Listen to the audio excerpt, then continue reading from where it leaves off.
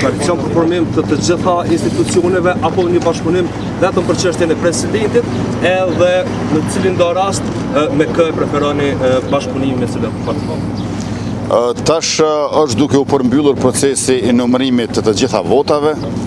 Andaj le të presim këto ditë, nuk e di a do të ketë ankesa, bëhet certifikimi dhe natyrisht që ne jemi të interesuar që pa humbur kohë të hymë në fazën e ardhshme, që është konstituimi i institucioneve të legjislaturës 11, sa më shpejt aq më mirë, por natyrisht ju e dini që për çështjen e presidentit, zgjedhjes së presidentit ose presidentes, ne këtë nuk mund ta bëjmë vetëm, për shkak se nevojiten 80 veta aty në sallë, në quorum, në bazë të një gjykimi të gjykatës kushtetuese që t'ju them drejtën ka pasur shumë interpretime kritike kredibile, sepse ne dim që gjykata kushtetuese nuk do të duhet ta rishkruaj kushtetutën, as ta amandamentoj atë, por do të duhet vetëm ta interpretoj.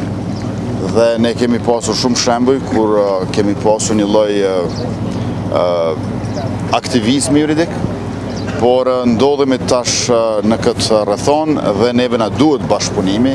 Ne do të përpiqemi për sa më shumë bashkëpunim me opozitën sa i përket zgjedhjes presidentit apo presidentes. Nuk kanë munguar ofertat në kaluar nga ana jonë.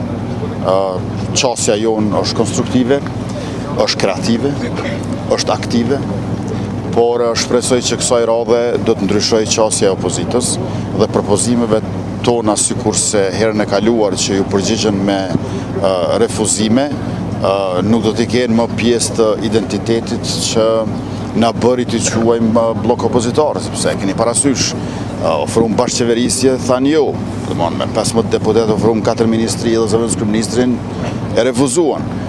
Pastaj ofruam rrokadën midis pozitës së presidentit dhe kryeparlamentarit, një herë LDK-ja, pastaj PDK-ja, dyat refuzuan. Ne vazhduam më tej duke ofruar që të votojmë presidentin e propozuar nga opozita, le të na i sjellin 3 propozime, ne jo bëjmë edhe në nënshkrimet edhe votat, pra refuzuam. Dhe në fund edhe liderën e shoqërisë civile, doktoreshën Feride Reshiti, refuzuan. Pra, e kuptoni, për të ecur përpara, ka nevojë që të përfundoj sjellja refuzuese e opozitës, ndërkohë që ne e kemi në karakterin tonë si lëvizje prej se ekzistojmë, jemi bëj 21 vjeç këtë muaj, që t'jemi edhe njerë për i theksoj kreativ, konstruktiv, aktiv. Kryeministër ish kryetari i Aleancës Ramush Haradinaj ka thënë se njerëzit e lëvizjes vetëvendosje po përgatiten për një protestë kundër gazit amerikan. A është e vërtetë dhe si është një deklaratë të tillë? Kam parë që janë qarkulluar disa lajme të rrejshme për atë se lëvizja vetëvendosje planifikon të bëj protesta. Tash, natyrisht në këtë shekull protestat më të fuqishme ka bërë lëvizja vetëvendosje dhe ndoshta kur njerëzit mendojnë protestën e mendojnë lëvizjen vetëvendosje. Mirë po, kjo nuk flet asgjë për neve, kjo flet për ata. Mirë Kryeministër, kur rezultatet po shkojnë numërimit drejt fundit dhe certifikimi mund të jetë çështjeore. A vazhdoni me i qëndru besnik ende deklaratave tua që nëse vetëvendosja nuk arrin 60% veni shkon prapë zgjedhjen në pranverë ose në dhjetor?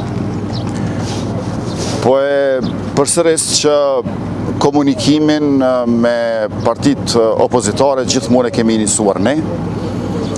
Ne jemi ata të cilët e kemi bërë kërkesën për takime me ta vazhdimisht.